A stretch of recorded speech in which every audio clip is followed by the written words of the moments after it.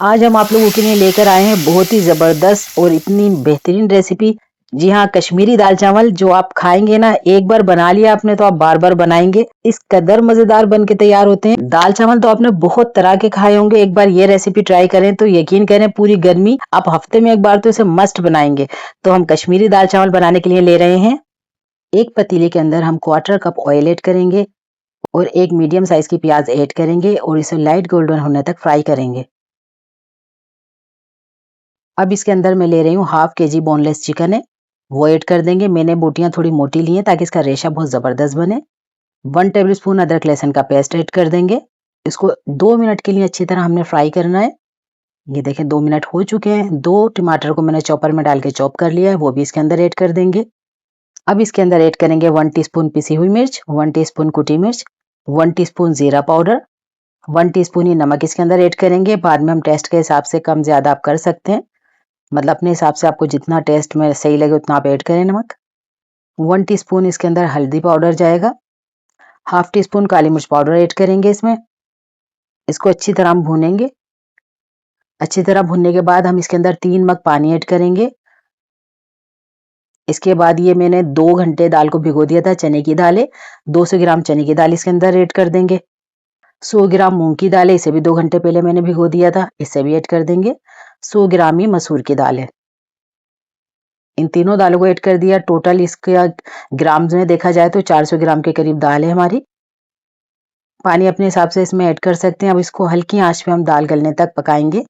आप इसे कुकर में भी बना सकते हैं, अगर कुकर में गलाएंगे तो 15 मिनट तकरीबन काफी होंगे।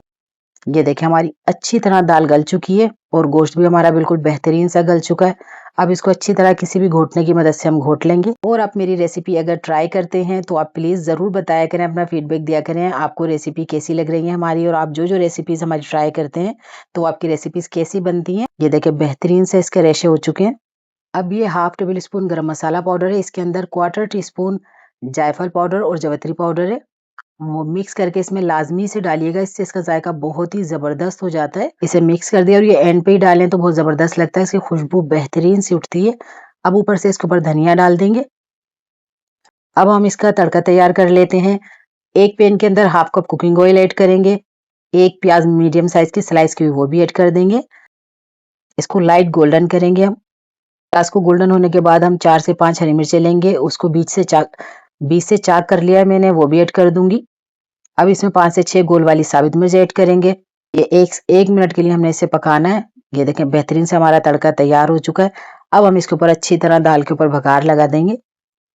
अगर आपको मेरी रेसिपी थोड़ी सी भी अच्छी लग रही है तो वीडियो को लाइक कर दें और कराची फूड पैराडाइज को सब्सक्राइब भी कर लें। अब मैं इसके साथ आपको बेहतरीन से खुशबूदार और मज़ेदार चावल की रेसिपी भी देती हूँ। एक पैन के अंदर हम 1/4 कप ऑयल ऐड करेंगे। जैसे वो गर्म हो जाएगा तो उसके अंदर हम एक स्लाइस में कटी हुई प्याज ऐड कर देंगे, उसको भी लाइट सा गोल्डन करेंगे। इसके ऊपर हम थोड़ा सा गरम मसाला साबित ऐड कर देंगे। बेहतरीन सी इसकी खुशबू आएगी, ऐसे जैसे पुलाव की आती है। अब इसके अंदर हम पानी ऐड कर देंगे। 1 कप मैंने चावल लिए तो उसमें हम 2 कप पानी ऐड करेंगे और थोड़ा सा हरा धनिया खुशबू के लिए ऐड कर रहे हैं। नमक हस्बे जायका ऐड करेंगे। पानी में उबाल आ चुका है। 2 से 3 हरी मिर्चें इसके अंदर जाएंगी।